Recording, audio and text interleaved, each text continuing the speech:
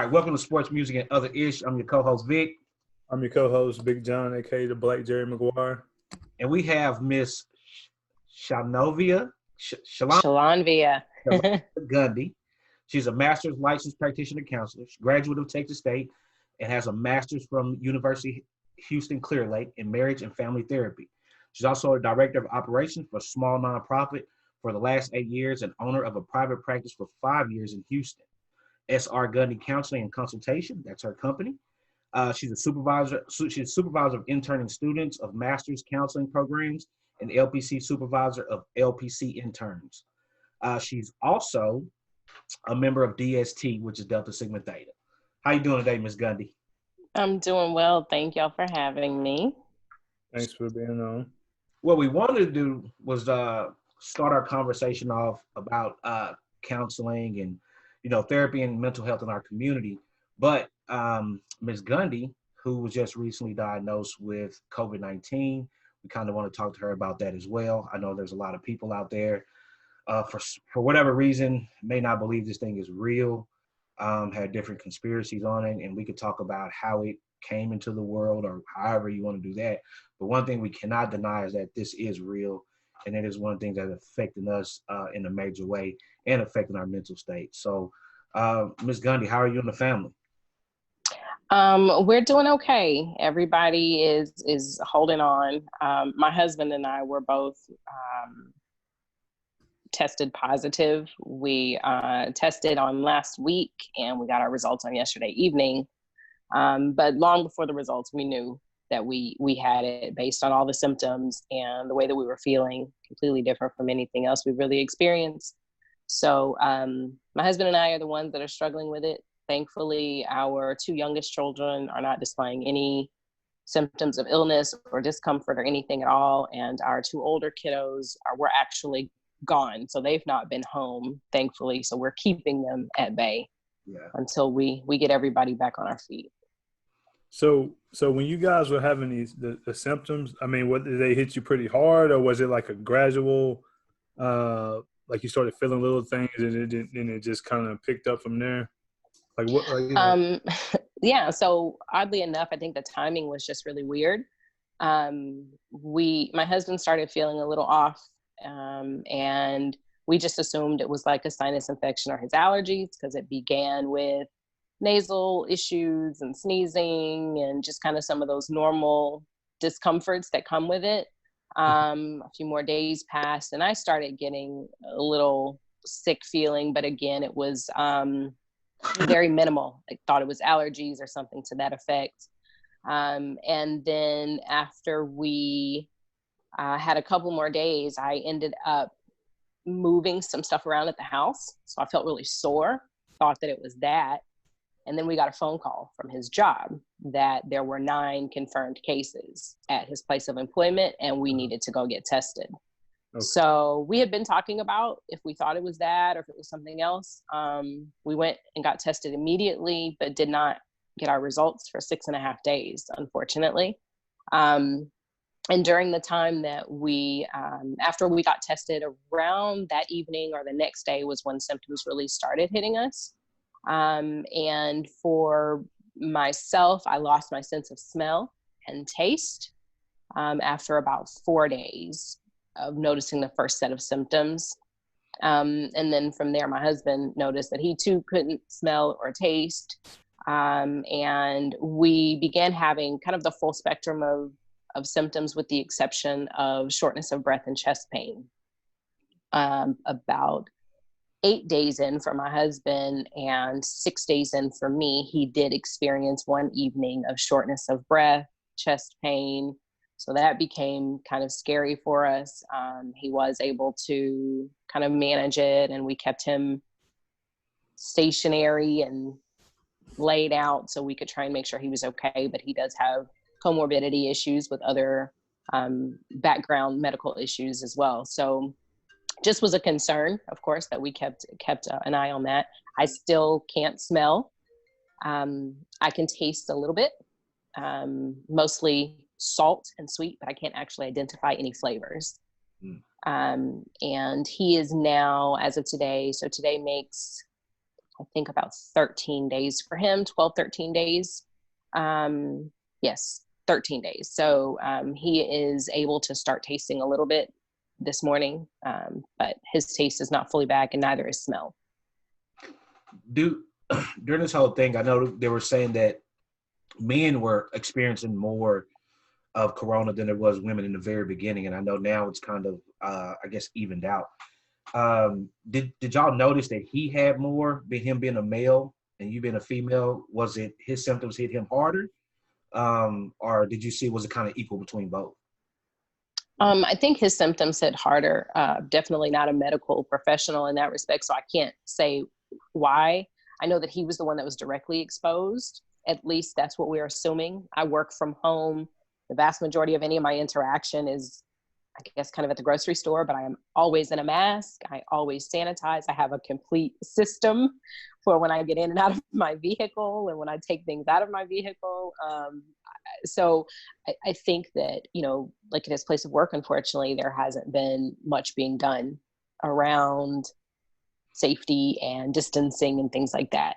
And the nature of what he does in his role, he interacts with almost everybody on the job site. So I think he maybe had those initial symptoms first, because I really think he was the initial carrier that brought it in. Mm-hmm. But in addition to that, because he has underlying health conditions, I think it impacted him differently. I don't have any. I don't have any health concerns at all. I don't take any other medications. And so I think that may also be a contributor. I know for a fact, for whatever reason, my immune system is a lot stronger than his is. So even when we both get sick, I typically can get over something within 1 to 2 days, and it may knock him out for like 2 weeks. So I don't know if there's any validity to men versus women as carriers, but I know for the two of us, I just have a much stronger immune system than he does, and I typically can get over things quickly. So you type person to be at the store. When you get out the store, you take all your groceries out the bag, sanitize every grocery that you have. So I don't do that part. I do know a lot of people that do, but when I say I have a system, I try to keep like all of my spaces as clean as possible. So my kids are in and out of the car. So when I get in the vehicle, I have a can of Lysol. I have a thing of Clorox wipes. I have my mask. When I take the mask off, I take it off by the ear loops. I sanitize it with a Lysol spray. I hang it from the turn signal so that it's not touching anything while it's drying. I make sure that I wipe down the handles. I wipe down the steering wheel. I sanitize my hands with sanitizer before I start touching buttons or turning the vehicle on. So I do all of this before I even get into my truck. Yeah. If I have my kids, I spray the buggy down. And I've only taken them in the store 3 times, and it was out of necessity. Yeah. But I spray the buggy down. I use Clorox wipes on everything before we go inside. They have masks on, and they don't touch anything outside of the buggy. Yeah. Man, that's a process. You got to get it's up a process. early for you leave somewhere. An hour on to your schedule for that. That's good. I mean, I'm not that detailed with the things, obviously. But what I wanted to ask you was, so after being confirmed, what are they telling y'all what to do? What are they telling y'all to do at this point? The literal statement we received was drink lots of fluids and rest. And if you have any chest pain or shortness of breath, immediately go to the emergency room. And we were told they do not have outside treatment, but in the event that you have to be hospitalized, we have treatment for you. And that was what we were given. So we're literally toughing it on our own. We're managing the symptoms, kind of like you would do with a cold. A cold is a virus. You can't get rid of a cold. You can just manage the symptoms. So we're doing the congestion and the sneezing and things like that. That's about all we can do. So how long are y'all how long are you guys gonna be off? I mean, you work from home, so you should be fine. But how long are you guys gonna be off work? You know what I mean? Because there's no cure.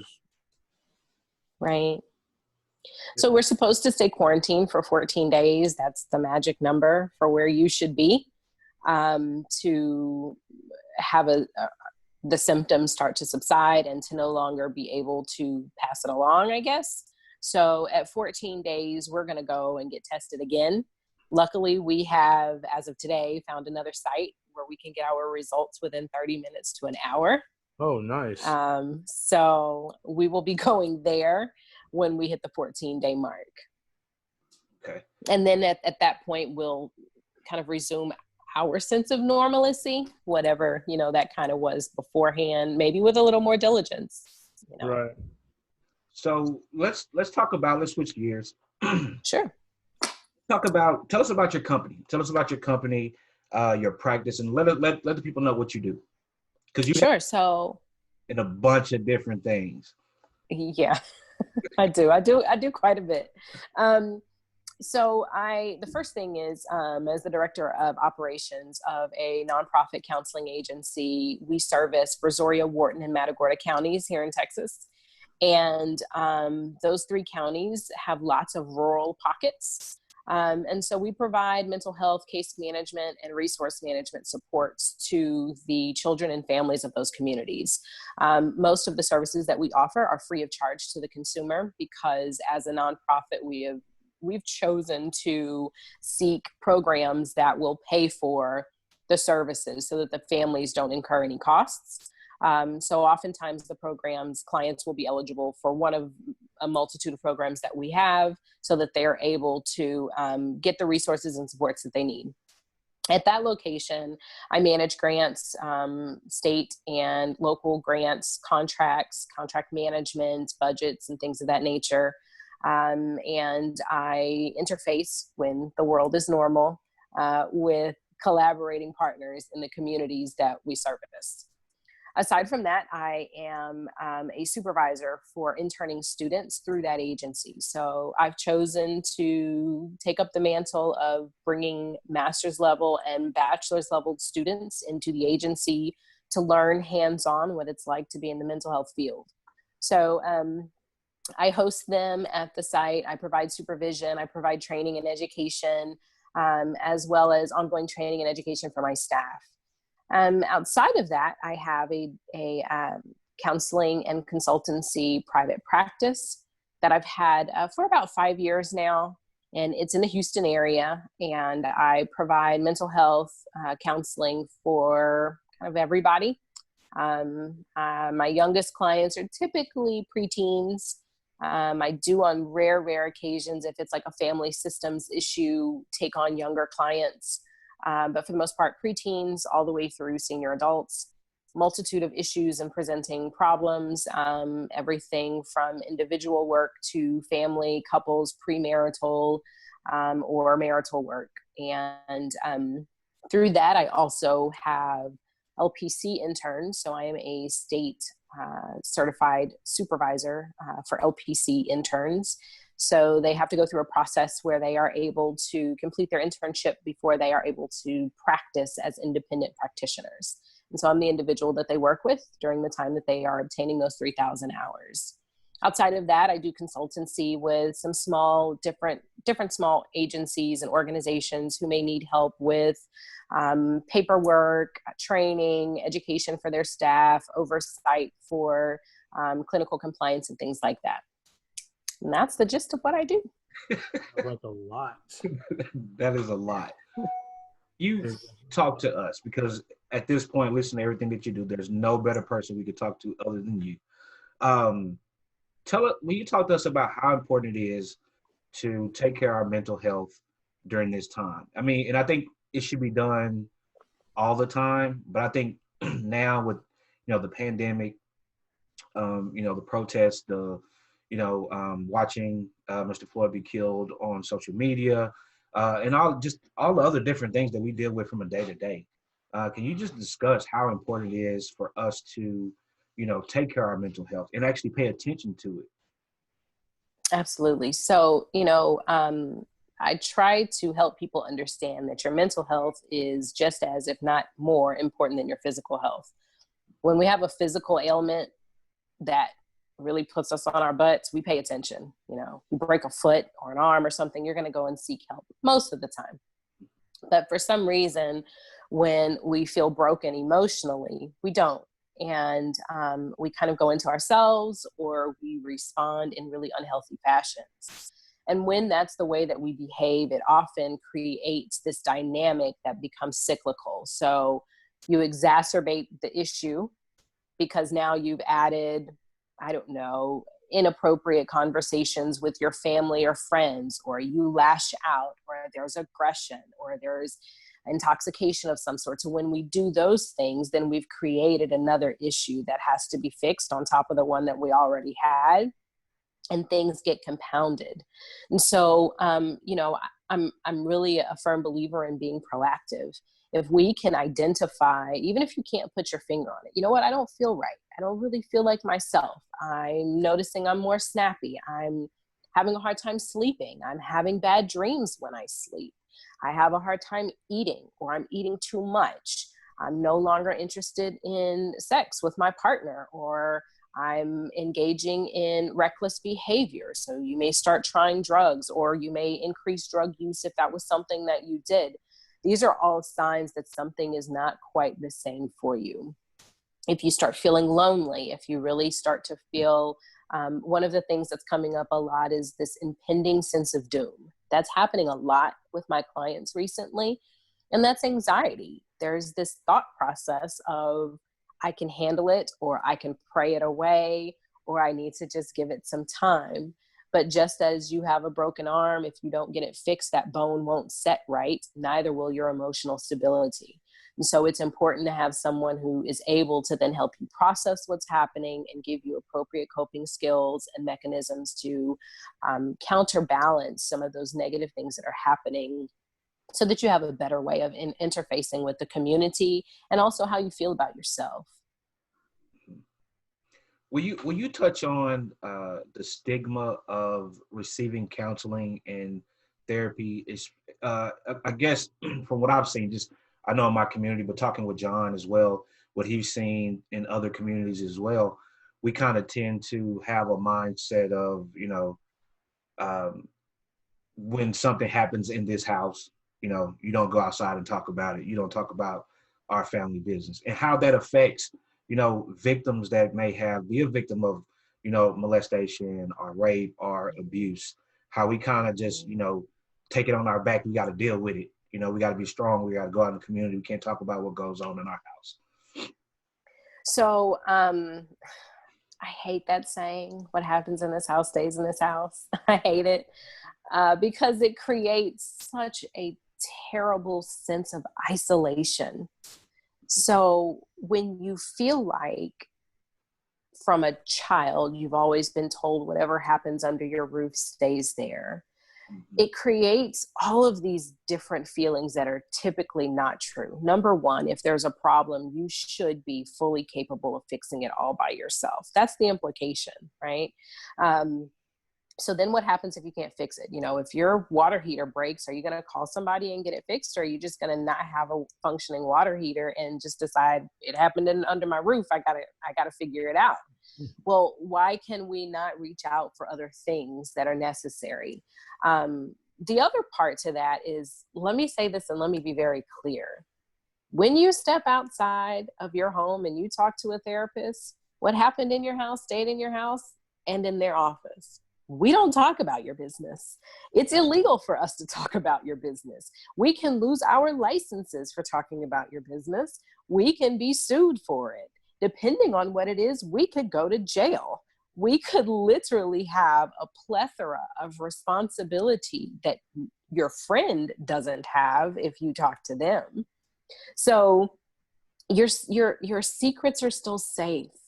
There's nothing wrong with being able to go to this individual who is an unbiased third party, who's not there to judge, who's not going to call your wife or your husband or your mom or your dad and say, oh, this is what they said.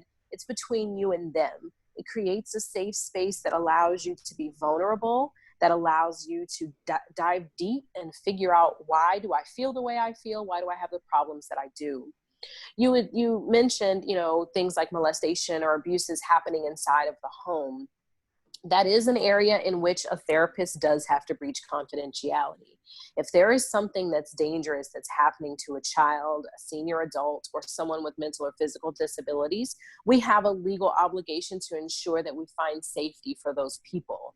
But that means that you now have a resource. You now have an ally. So if you're the person that is struggling and you can't figure things out, your therapist is not there to come and infringe upon your family system. We're there to help you process it and work through it. I've worked with a number of victims of physical abuse, sexual abuse, as well as individuals who have attempted to flee various dangerous situations. It's never been my responsibility or my job to go in and force that to happen. I do it at the pace of my client with some things in reason. So it's responsibility on both parts, but there's also a huge piece of protection that's in place for the client. So your stuff is still safe and it's still private. So I guess for me, I'm wondering if it's more, do you think people, we always know, like you said, we're going to handle it in our own house with our own family. We don't want to put our family's business in the street. You think that the people are like more afraid of counseling because they're ashamed they even have to do counseling? I think so. I get that a lot. Like, I'm really scared to talk to you, but I want to talk to you, So I get these emails from people that say, hey, I want to try counseling, but I'm terrified. And the most that I can say to them is, bring your fears to me. That's fine. It's my responsibility to help you feel at ease. I'm not going to ask you to work that out before you come to me. That's a part of my function, is to help you work through and process the fear.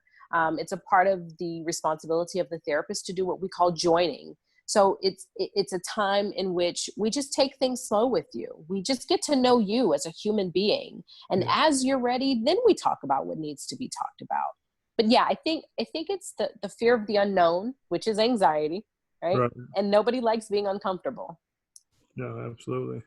Do you see anxiety as being a more common thing? Because I know when I truly, and to be honest, I didn't really fully understand anxiety until probably about a year ago. Last year, during our football season, I was the president of an organization, and things just got like real crazy out of hand with parents and coaches and participants and stuff like that. And it got to the point where, like, every night, like I felt like I was about to go crazy. Like, my heart was racing. I couldn't sleep. My phone would ring. I would hate to hear my phone ring. And he was pledging. Probably halfway through the process that I realized that shit, I might have some kind of little bit of anxiety. And like John said, it reminds you of when we pledge. Like, it's certain ringers on phone I cannot listen to. If I hear it, it snapped me back to like, oh shit, we gotta get on go on DP. Yeah, can you kind of just talk about that a little bit? Yeah, so the pledging piece, that's PTSD. But but seriously, yeah. So anxiety is a very common emotion that we have, right? So everybody has it. And there's nothing wrong with anxiety. So I want to start by dispelling the myth that going to therapy should rid you of anxiety, or taking medication should rid you of anxiety. It doesn't go away. The goal is to get to a healthy state of anxiety. So we all have it, and it's a natural, normal thing that we should have. It's a survival mechanism. If you don't get anxious, then you don't get worried about things that you probably should be worried about, which puts you at risk for danger. So those natural, normal feelings that we have, the heart palpitations, the sweating, the difficulty sleeping, being on edge, those are things that we used a long time ago when, I don't know, we're sleeping in caves and it's animals around and we could have got killed, right? So you have to be on alert. But the problem is when we either have unrealistic anxiety, so we have to, one, check that anxiety and see, is the fear that I'm feeling, is the angst that I'm feeling tied to something that's reasonable and rational? If it's not, then that's probably problematic. And so being able to gauge whether or not it's a reasonable fear or anxiety is determining how it's impacting you. So for the example you used, Victor, you were anxious in just engaging with these people. It wasn't that your life was at risk or, something was in jeopardy. It was that it created such a heightened level of stress that you didn't get to de-escalate from it. So we have acute levels of stress, which are all normal, right? You get stressed out and then you calm down, and you get stressed out and you calm down. The problem is you kind of peaked and you plateaued in this stress during that time, and you never really got to recover. So we have to get back, just like working out. You have to get to a resting heart rate, right? You have to allow your heart to get back down. The same thing was happening with your stress, which amplifies anxiety. So after we've identified whether or not is a reasonable or rational anxiety, then it is whether or not we are coping with it appropriately. So when that anxiety comes, do you have the skills and the tools to say, how can I recover from it? So in those instances, were you able to say, you know what, on certain days or at certain times, my phone is off. Unless somebody's dying, I'm not answering the phone. I'm not going to involve myself with those things. So that's your self-care. And that's allowing you to put distance between the thing that's causing you angst and you, so that you can recover, get that resting heart rate back down, right? And then you are better equipped and able to now go handle the thing that causes you stress. It's like having a stressful job. You can't move into your job, but when you go home, you get to de-escalate, you get to breathe, you get to leave it at work. And then when you go back, you kind of put your armor on and you know what you're walking into, but you can't live in it. You have to be able to separate yourself. When you were talking about, you mentioned PTSD, and I think sometimes we get confused with PTSD just being with our service members and women who serve in the military who might, went to combat.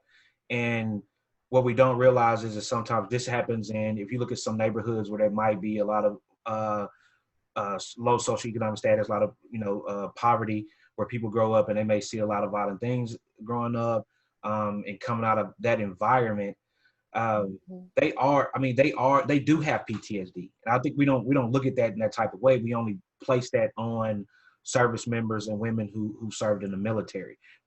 Have you noticed that coming with just regular patients that may not have served in the military, but just grew up in Absolutely. different things? Absolutely. So PTSD can happen to anyone. PTSD is post-traumatic stress. So meaning after the trauma, you maintain a level of stress. So once you have been removed from the current status of anxiety provoking or traumatic events, which trauma is in the eye of the beholder, just like beauty. So I can't say that something is or is not traumatic to you. Mm-hmm. You are the person that carries that threshold, and it's based on what you have the capacity to manage and deal with. So when that happens, when a person goes through a traumatic event or a multitude of traumatic events, meaning if you're living in this environment and there's a lot of gunshots and a lot of violence and a lot of drug use and maybe the parents are fighting and there's aggression in the home. Those are all things that can, not always, but can produce PTSD in a person. The reason I say can is because if you remember, I just said everyone's threshold is different. So someone may be able to find a way to cope and to develop a level of resiliency that allows them to manage and to get through those things and not carry that with them. Doesn't mean that the thoughts are not there or they don't remember it, but PTSD has very specific things that will occur. So flashbacks and triggers, nightmares, things of that nature. So if you're not finding that those things are happening, yeah, it's impacting you, but that doesn't necessarily mean you have PTSD. So once an individual identifies that they're having these consistent, reoccurring traumatic responses when there is not a posed threat, that's the key. When there's not a posed threat, you're responding the same way you would have responded if you were in the midst of the threat. That's an indicator that you probably should be getting some help. So when we're able to identify PTSD and recognize it, I think we get to be more sensitive to it. I think that we just kind of going back to some of the same old adages of what happens in this house stays in this house. Kids get PTSD and then they're told that they should behave a certain way and feel a certain way, and they're struggling because they're being reminded and they're having these flashbacks or nightmares, reoccurring feelings, high levels of anxiety, all tied to a fear that this trauma is going to happen again. Yeah. And that's interesting because there was, I was coaching the team, and this kid that we had on the team, he lived in the house. He had like 10 brothers and sisters. You know, it was a terrible living situation. And basically, when people yelled at him, he would completely shut down. Well, my tone was like, "Hey, man, what's going on? How you doing today? You need anything from me before we get started?" And we will always be on a good note. Now, had any other person interacted with him, they would be like, hey, John, can you go over and talk to so-and-so so we can get him on the right page? Because that's and he was the baby. Well, he was a baby then. I guess his mom had twins or something. But he was the youngest at the time. And so basically everybody yelled at him. That was the thing. So when they yelled, he would just shut completely down. You know, we talked about that. Yeah, I've seen that firsthand. Huh? Yeah, we talked about that when we coach. Like, that's one of the main things we talk about when we coach is that, you know, you never know what a kid is going through at home. So always try to approach them in a manner in which it's more of a understanding manner where you talk to them. Don't just yell at them because they may have someone at home that's screaming at them. And when they come to practice, this is like their only safe haven. This is where they come to be safe. So when you're dealing with a lot of the youngsters, do you feel like the things that they're seeing now, like being desensitized to violence, playing a lot of video games that have violence in it, the videos, the music, the social media, do you think that's going to have an effect? Well, I know it have an effect, but how much of an effect do you think it'll have on us, on these children 10 years from now? Like being desensitized to all this stuff. Because, I mean, we're raising these kids, and eventually these are going to be the leaders of, you know, the world in the next 10, 20 years. How is that going to affect them and affect us in the next 10 years? I'm concerned, to be really, really honest with you, because for me, one of the biggest things that I talk to people about a lot is moving with grace. And in order to do that, you have to be considerate and patient and kind and empathic to others. And we're not building a nation of children who are empathic. No one has to think beyond themselves. So when kids are desensitized, meaning death is normalized, you know, even things like you mentioned earlier, the protests. So the fact that it's bittersweet, right? That we have cameras everywhere. It's necessary, obviously. But the scary thing is that children who don't have a real concept of death yet, they don't understand the finality of death, which is why they aren't as impacted as we are as adults. When these babies are consistently experiencing things like watching an adult man die on a video at the hands of a police officer, they can say, well, it's bad to kill people. So I know that that's bad cognitively. Up here, I know good, bad. But I don't understand the severity of what's happening. So I don't really get why everybody's so upset. I don't really get why everyone's so up in arms. It's no different from the video games I play. It's no different from the movie I watch, because guess what? It looks like a movie. And so these children are developing these ideals that are not realistic, and they lack the empathic connection that we develop through social interactions. We could literally do like 4 more podcasts in total talking about social media and video games and things. But one of the things that we know is that the more time that people spend behind devices, it diminishes the amount of time that they spend with living, breathing, warm-bodied individuals. And it doesn't draw the same connector sites in the human brain. So we lack a lot of the connections that we need to have for physical intimacy. And I'm not talking in a sexualized way. Our intimacy is just being able to be connected with people. And so my heart hurts when I watch like the really sad commercials with the babies that are sick in a third world country. that hurts my heart. Some other kid who doesn't really have the level of empathy that I do can see that, and they're like, oh, keep flipping the channels. They don't really have that same tug at their heartstrings. So a lot of it comes because we're not drawing connections anymore. We are connecting through electronic mediums. Again, good and bad. We just have to have balance. We lack the ability to put enough buffers in place. The human mind is not equipped to deal with a lot of the stuff that these kids are seeing at their ages. And so things need to be more age appropriate. We don't do that. Kids are babysitting themselves with technology. So we don't do a good job with that. And so these are all things that impact the way that children now view another living, breathing being. My hope is that, oddly enough, through these protests, there is a huge shift that's happening with the generation that's like right beneath our generation, but above the babies that we're talking about. So those people, I think, have the potential right now to really shift the tide, because those are the people that are teaching those kids, coaching those kids. Some of them may be babysitting those kids, right? So those are the people that are this next in line, right in alignment, again, with us to potentially impact the dynamic of human interaction for those kids so that they can be a little bit more empathic and not so desensitized.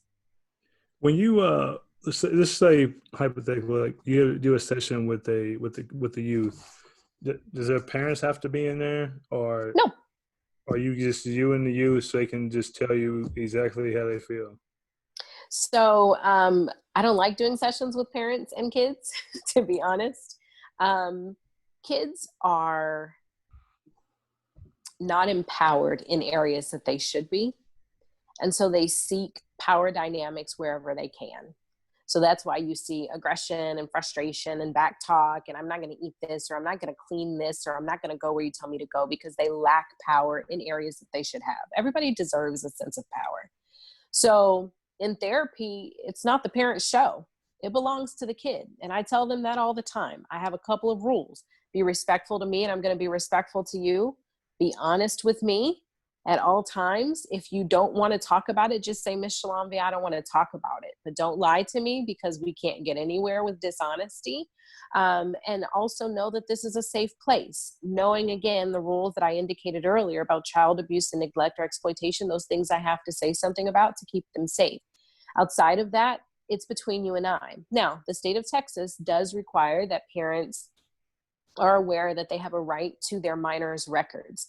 I'm very clear to both the parents and the child at my intake session that while they have a legal right to their child's record, we're going to do it together. So don't call me on the back end and say, I want to know what Johnny said. Well, then let's schedule a session with you, me, and Johnny, and you can ask me in front of Johnny what you want to know. And Johnny and I will talk to you about what you want to know. That's twofold. Number one, I have to preserve the safety and the sanctity of that relationship with that child. Number two, I have to teach that child how to effectively communicate with their parents. I'm not the medium. So I want them to be able to tell their parents what's going on, and I want the parents to be able to tell the kid what they need to know. Yeah. So yeah, we've got to protect our kids and allow them to have a safe space. So I don't do therapy sessions. It's not that I don't, but most of the time, if it's for the kid, it's to give them the space to have somebody to talk to. Yeah. So why do you think that kids are having a hard time communicating with their parents nowadays? You think it's just a generational gap, or you think it's... No, it's not changed. I would say it's changed. I mean, did we communicate with our parents like that? I mean, I don't think I didn't tell my mom everything. I know for sure. No, I didn't. I'm just saying, it seems like, to me though, I mean, maybe because I'm on the outside looking in of it, it just seems like now that it's worse, man. Like I had a couple of homeboys who always got in trouble, and their parents would come, catch them out after hours and put them in the car, or whoop them all the way home, or whatever the case may be. But now though, like I be seeing these kids on social media and all this other stuff, how they doing their parents, and I'm like, damn, we didn't do that growing up. I think that those are two different things. I don't think the kids are not talking to their parents, but I do think that parents are more negligent. And I'm sorry, parents, I'm a mom too. But I think that, and I can say I think that we get more negligent in how much attention we're giving our kids because they don't require as much attention. So when we were younger, we didn't have so many distractors, right? Like we had like Atari, and then after that we had Nintendo, and then playing outside, right? So guess what? Your babysitter was the street light. When the light went off, your mom knew that you should have been in the house. Well, now your kid is in their room with their door closed, and the parents in their room with the door closed, and the kid is on video games or TV or computers, and there's nobody there to really monitor as strictly. And it's harder to monitor, which is why I say us. I can say it's hard to monitor my kids. It's hard. All of my kids over 10 have a cell phone. So yeah, I can search and look stuff up, but it's hard. And let's be candid, our kids are smarter than we are when it comes to technology because that's all they have time to do. Yeah. So I don't know that kids are talking to their parents less because they are choosing to. I just think that they have enough distractors that don't warrant conversation. Parents don't talk. They don't talk to each other. Like people don't talk. That's true. Human beings don't communicate with each other, which is why a lot of people end up in therapy because they're like, I don't know how to talk about anything because I don't talk. I shoot out a meme, or I go to sleep, or I go party, or I go do some other aberrant behavior. I don't talk. So I think it's just people, period. Yeah. I have a theory. Y'all tell me if I'm crazy. Okay. You might not understand this right now because you're not a father yet, although you finna be next couple months. But I feel like as parents, what we did was we took everything that we didn't like that our parents did to us, and we don't do it to our kids.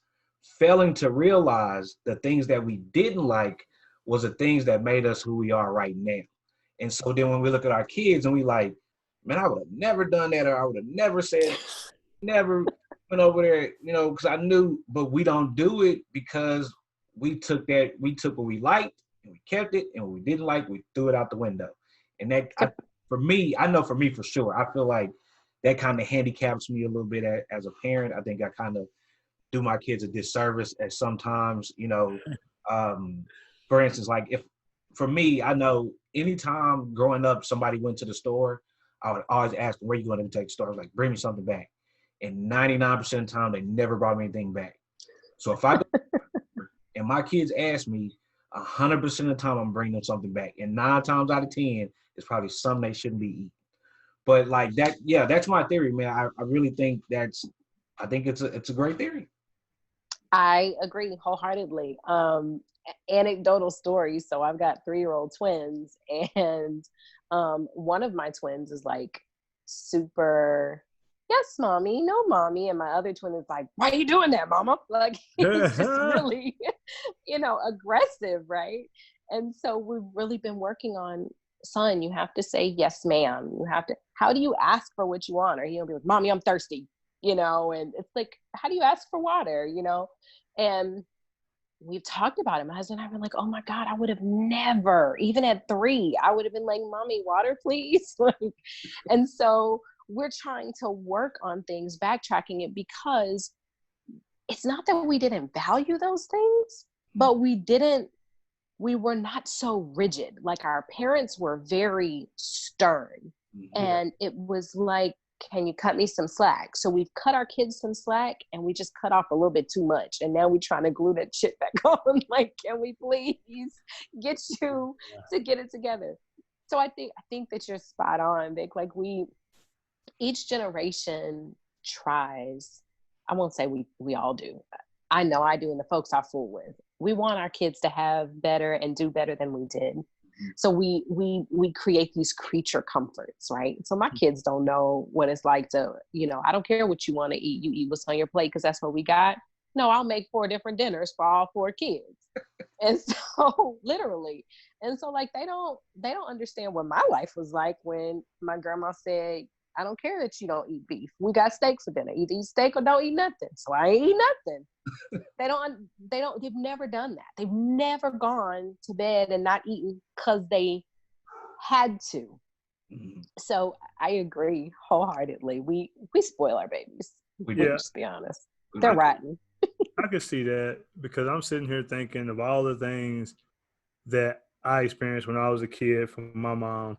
I'm like, you know what? When my son get here, we ain't gonna do this, but we gonna do a lot of this, and we're gonna do a lot of this and a lot of that. And I'm just like, and my fiance is like, he's gonna be spoiled. Like you just gonna spoil him. I was like, that's what I'm supposed to do. But I don't know where the balance is. I don't know how to find don't know how to find the balance in that. You know, like Vic said, like both of you guys said, you want the kids to have everything that you didn't have, and some of the options that you didn't have, like the multiple meals. Because my Yeah. mom would have never did that. I remember one day I came off of football practice. And I was tired, man, and it was this. It looked like steak. Like steak and gravy. I was like, damn, man, she hooked it up. I was like steak and gravy, mashed potatoes. Man, I had a big plate. I sit down at the table and I started cutting. I was like, man, this steak is super tender. It was liver. And I do not eat liver. Literally, I put the liver in my mouth and I was like, and she was like, you better not spit it out. You better eat every bit of this liver. Thank God for my grandma. Because my grandma came over and she was like, I was just sitting there looking at the plate like this. She was like, what's wrong? What's wrong, baby? I said, well, mama trying to make me eat this liver. And, granny, I don't eat liver. She was like, all right. Slid me $5, told me to go down to the chicken place, got me some chicken, and she took care of it. I don't know what she did. She gave it to the dog or something, but she took care of it. But yeah, like my mom knew I didn't eat liver, so I'm thinking like, why would you make this big pot of liver? You the Yeah. only, you the only one in the whole house to eat liver. I don't eat liver. Like, but yeah, no. So you guys are right. I just hope I can find some type of balance. I don't want to be trying to get no.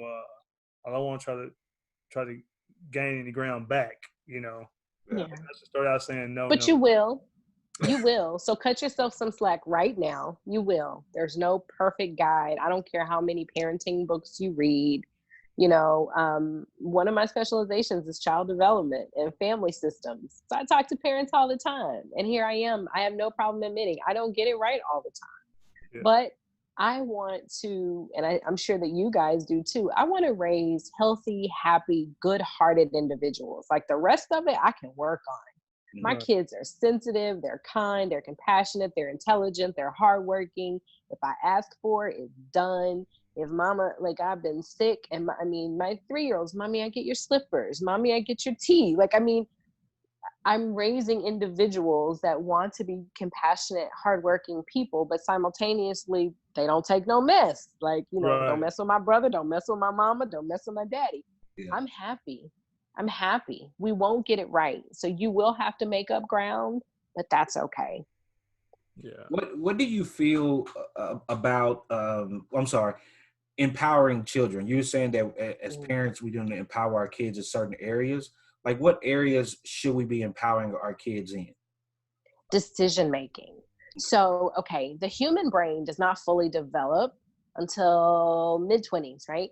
And as time goes on, they keep pushing that number back. But I'm comfortable saying mid-20s. Later for men than women. No offense, guys. But our prefrontal cortex, which is our decision-making center, doesn't develop until we're about 23 to 25, right? So in that, your kids are going to make really crappy choices. And so if you can teach them how to start utilizing deductive reasoning as early as possible in making decisions, you are, number one, empowering them to know, hey, I have a voice, my voice matters. But two, I'm responsible. So when they make a choice, good or bad, they have to own it.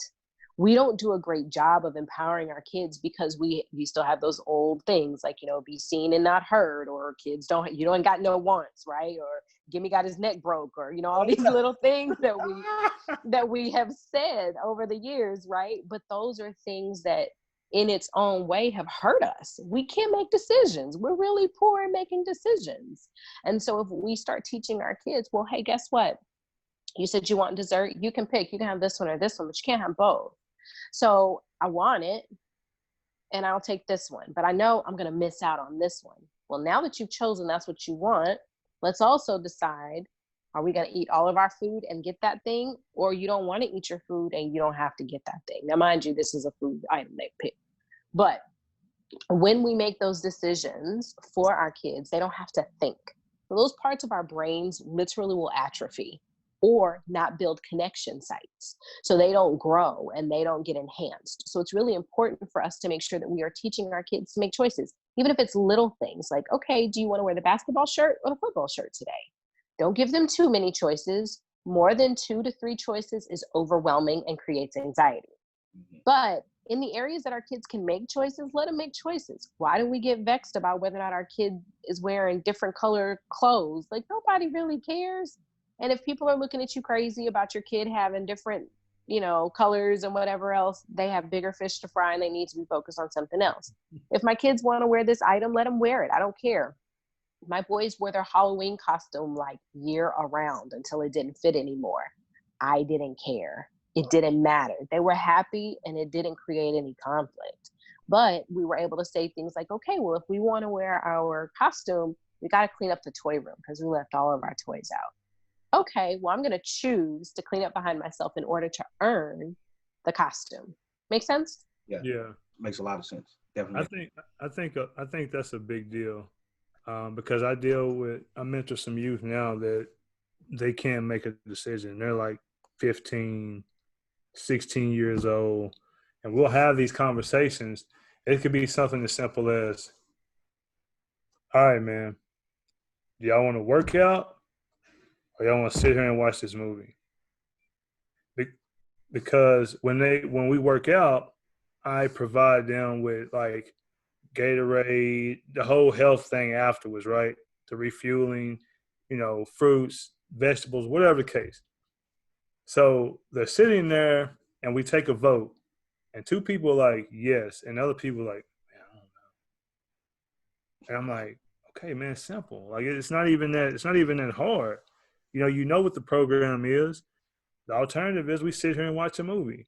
And if you sit here and watch a movie, then they probably won't give y'all any recreation time later. Because these are, incarcerated youth. So it's kind of like, or detained youth, I'm sorry. So it's like, man, like, I was like, man, like, you mean to tell me you can't make a simple decision? No. And then once the movie starts playing, it's, oh, no, I'd rather work out. Oh, it's too late now. We can't go back. We can't go back and do that. Then I explained to them how their decision-making or lack of decision-making lands them in certain situations. Just because, I don't know if you're afraid to be the one to say, I want to do it, or you're afraid to want to say, no, I don't want to do that. Like, it doesn't matter. Nobody's going to judge you. We're in this situation, we're not judging you. If you say no, then you say no. We move on, But the alternative was to watch this movie, and they were definitely upset at the movie they were watching. They were like, oh, we should have just worked out, man. We could have already been playing video games if we'd have worked out, and blah, blah, blah, blah, blah. So yeah, I think that's important to empower the kids to make a decision on things that, obviously they can make a decision on.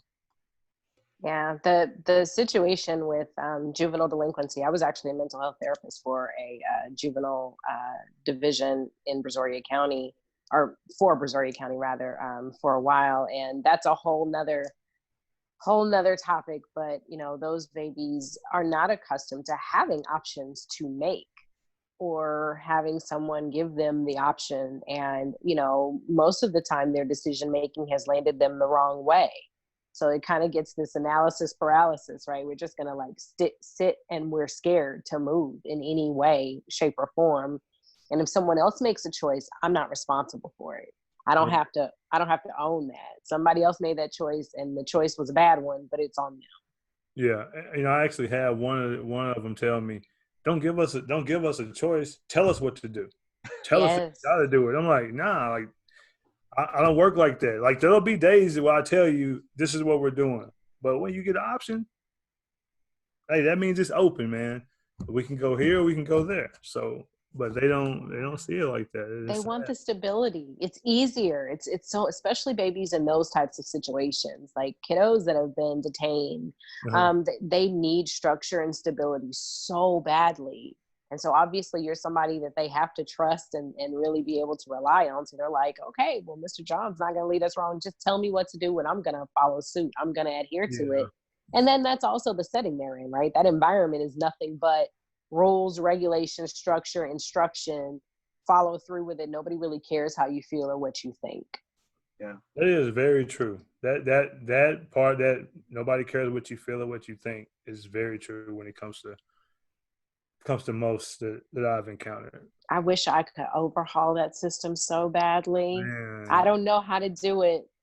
that's Before I die, maybe I'll figure that out. But yeah. that dynamic was one that was very tough for me to remain in. It was very, not because of the babies. I loved them. I missed them so much when I left. But all of the politics that I was entangled in, Yeah.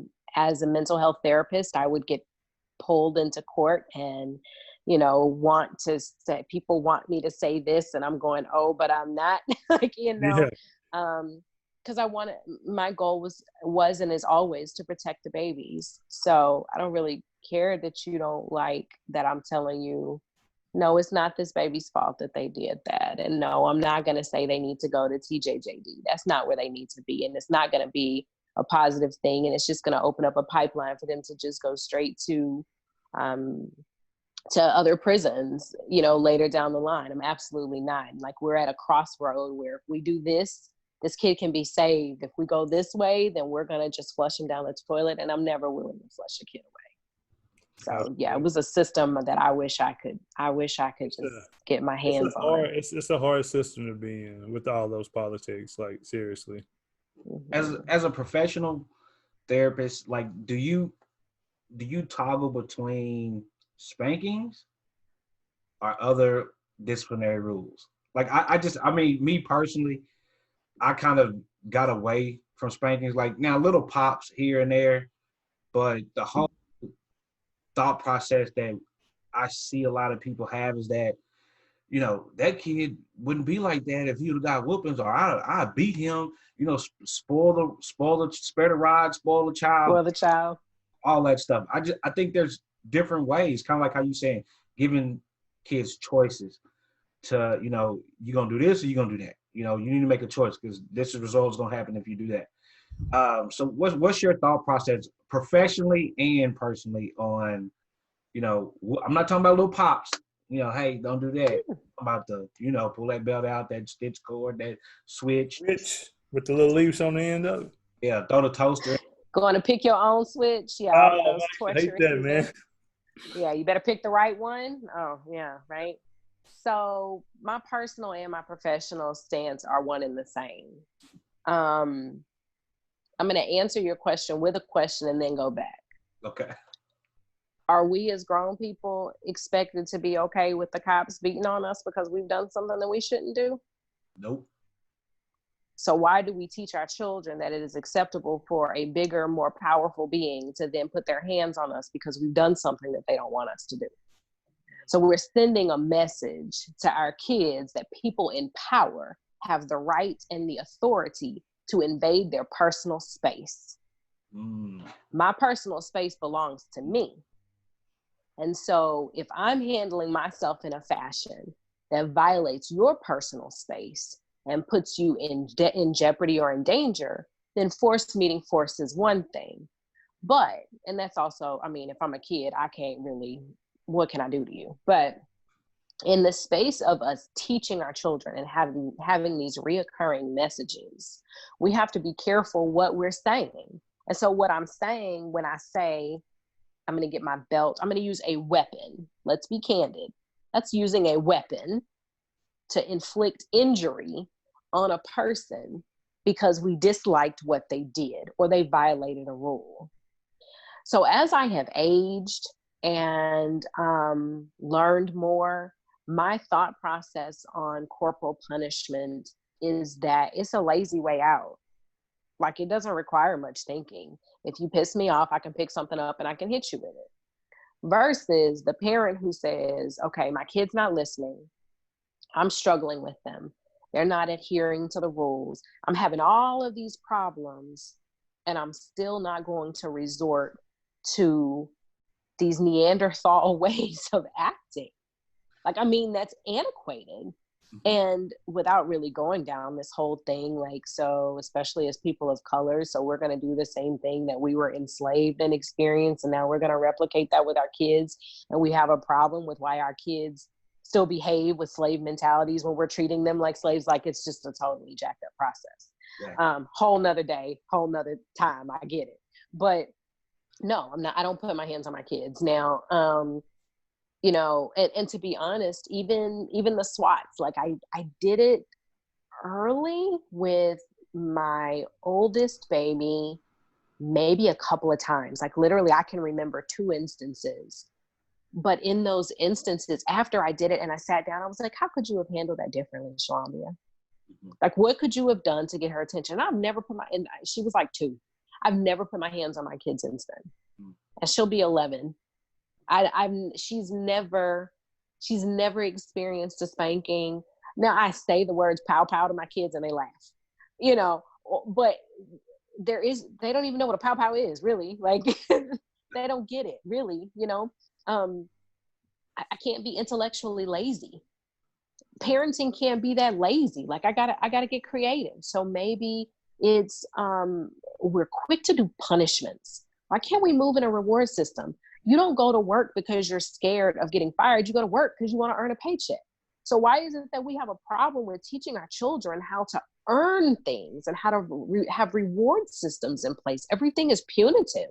And if we stop living our lives in such a punitive fashion, we would have a better response from people. And people would develop an intrinsic internal desire to do the right thing instead of doing it because you're fearful of repercussions. So I know that was a long answer, but no, I'm not hitting my kids, and you shouldn't either. I mean, that was perfect. I mean, you touched on the thing that I've been saying for the last, you know, I mean, shoot, what I got 13 years with my son. I mean, I can remember when he was younger, I popped him a few times, and then after that, like, I felt so shitty, like, you know what I mean? Because I just felt, you know, he's young. I think he might have been like 3 or 4 at the time, and I was just like, he don't really understand that, like, you know what I mean? Like, I can pretty much handle that in a different way. Now, with this little one though, she done made me think about revisiting that about 40, 50 times already, because she's something else. But at the same time, I just feel like we can handle it a better way. I think we take that old school mentality, like growing up and thinking that we have to put our hands on these kids. I know I read a study at one point in time where they had studied some guys on death row. And I think at 90% of those guys on death row had received spankings, whoopings, and all these things when they were young. So if that didn't make your kid act right, you know what I mean? And these kids were on death row. It didn't deter them from acting out. So keep using this same system, the same mentality, when really it just breeds, you know, negativity into our children. So do you guys think that when you, let's say, you know, growing up and when you were getting spankings and all that stuff, if there's a kid now that's getting those type of spankings or whoopings or whatever you want to call them, does it make that person more reluctant to report abuse because they think that's the norm, right? Yeah. For me, in the therapy setting, I have parents, because I work with a number of different, you know, populations, variety of ethnicities and races and such. So I hear all kinds of punishment methods, and I have to say, hey, I know that's been handed down, but it's got to stop today.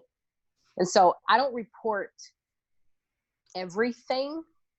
And when I say that, I say it this way. So for example, I had a parent who would make their kid kneel on rice. And that was like the family, that's what their culture did. Like they raw rice, they sprinkled it on the ground and had to kneel on it for however long the time period was. That ish hurts. And so I had to say that you can't do that. And they were like, what do you mean? Now, mind you, they're sharing it like, yeah. And so they got in trouble and I made them kneel on the rice and da-da-da. And I'm like, whoa, flag on the play. We can't do that. That I didn't report because it wasn't abuse in the sense of the person attempting to harm and inflict danger and whatnot on the child. It was a lack of understanding. And at the period of time that I said that can't happen, it never happened again. Now, you have to know what's okay, right? And so I've called, the reason I knew I didn't have to report this, I've called these things in before, and they ask me a series of different types of questions to verify, is this something that's being maliciously done, or does it pose a severe risk to the child, things like that, or is it just poor parenting or lack of understanding about discipline and stuff like that. So that was a teachable moment. I believe in teachable moments. Now, if I have a parent who is just hard-headed and firm, I've had parents who say, yeah, they said something, and I punch them in their mouth. What we're not going to do is punch this baby in the mouth. And so you grown, and that's the baby. So now you got to talk to these people, because you can't ball up your fist and punch the baby in the mouth. No. So those things, absolutely, I'm reporting. Mm-hmm. Very rarely do those people, crazy enough, leave. They still will keep coming, and they'll be like, okay, well, teach me. I've had a couple of people who were like, you bleep, bleep, bleep, because I'm going to tell you, I'm going to report you. Mm-hmm. It's not a secret. It's not a secret. Yeah. That's reportable. I got a call. And so, they coming or calling or something. Mm-hmm. So yeah, I'm going to report something that's, severe bodily injury or harm to children. I've had the gamut of, brushing their kids' mouth with soap. That's abuse. That's crazy. Yeah. It's child abuse. Yeah. And so, but people don't know, right? I mean, that's on the movie. What's the Christmas movie? You wash his mouth out with soap, right? The Christmas Story. Yeah. It's a part of culture. And so we just have to change the culture. In the South, you go get a switch. Mm-hmm. You can't get no switches. You can't hit me with nothing. The state of Texas has provisions that says you can, by law, spank your child with an open palm. Has to be open between the waistline and the back of the knees. Anything outside of that area is out of bounds, and anything aside from the palm of your hand is out of bounds. Mm-hmm. So when parents do things like that, we can talk about other measures you can use for discipline, but that's not reportable. When we start doing things like balled up fists or using items which are weapons, then we have a huge problem. But do you think those parents that are using those other methods, when you see the kid, do you think that makes the kid feel like they don't want to report it to you because they think that's the norm, right? You know how we talk about, they know it's not normal. You know how sometimes we talk about, if you grew up poor and everybody around you was poor and you never really been out of your neighborhood, but then when you go to that one friend's house, you're like, damn, I thought everybody live like we live. So I'm wondering, is it the same thing? Even though they know it's not normal, but that's their norm, right? They get whoopings. They get whoopings.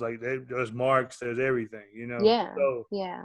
Do you think the kids, in your profession, what you see on a daily basis or whatever, do you think the kids are more reluctant to report that to you, or is that something you just have to see with your eyes and look, you know what? I need to call the parents in so I can talk to them about this. It typically happens organically. So it's not that the kids are like, Miss, I got to tell you what my parents did. It's usually, yeah, me and mom had a fight last night, and when she got mad, she threw the toaster at me, or, and I'm like, oh, okay. Well, when that happened, tell me what happened after that.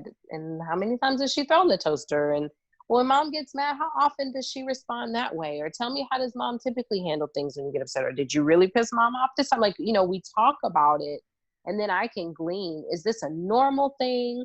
Is this a one time mom is stressed out, COVID, and protest got mom feeling a certain kind of way, and she's, short tempered, what's happening?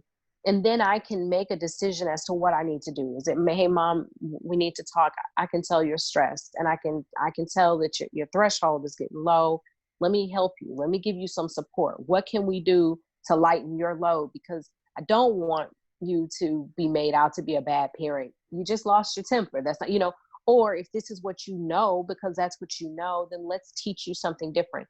but it typically happens organically. It's not anything that that kids are like, I can't wait to tell you what my parents did. It just comes out naturally in conversation. Yeah. Ms. Gundy, we definitely appreciate you coming on. I'm going to ask you to, if you will, be willing to, because there's a whole section on relationships I wanted to do, but we don't want to, take all your time up. So if you'll definitely come back on one day and we can just. I would love to. That's That's my favorite thing. That's going to be a good one. I got a lot of stuff. Okay. A lot of people have been asking me questions. They send me some questions to ask. So that's going to be some of the things that we want to do next time. But we definitely appreciate you coming out. You gave us a wealth of information. Again, we hope, we pray for you and your family. Y'all get over COVID-19 safely and secure. Is there anything else you want to say to the people before you were out? No, you guys just take care of yourselves and seek help if you need help. Call, ask, Google, seek it if you need it, and don't be ashamed or scared. We're here to be support for you all. Nothing to be scared of. Also, another thing that I know we talked about before too, that now, y'all have made it a lot easier as far as counseling. Like y'all do mobile, like you can call now. Yes. So I only do video counseling and it began with the pandemic, but I probably will maintain it to a level whenever this cloud lifts off of us. But most all therapists at this point are doing video and phone therapy. Most people's insurance, if you had a mental health coverage already on your insurance, they are paying for telemental health. A lot of them don't require you to use your copay now either. A lot of them are paying 100% of the fee. And so calling and getting some support. So if you've got insurance, call and ask who your providers that are in network are. And if you don't have insurance, there are lots of organizations and agencies that do things on a sliding scale, and some private practitioners do it as well. So, there's a lot of resources right now, especially with COVID happening. There are agencies that do it. So things like Talkspace is one that I know of off the top of my head. That's strictly all in electronic medium. But you can look up all types of mental health supports that are all electronic at this point. And we will have Ms. Gundy's information at the bottom here. That way, if anybody out there looking for counseling, you can reach out to her for sure. Ms. Gundy, what is the last song, singer, album, music? What's the last thing you just listened to? Oh my God. Fragile by Chrisette Michele. Okay. That's a good one. Definitely a good one. Yeah. The last one. Anything else? No, not at all. Thank y'all for having me. This was fun. Oh, thank you. Appreciate you coming on. Thank you for coming on. My pleasure. And we're out. Peace.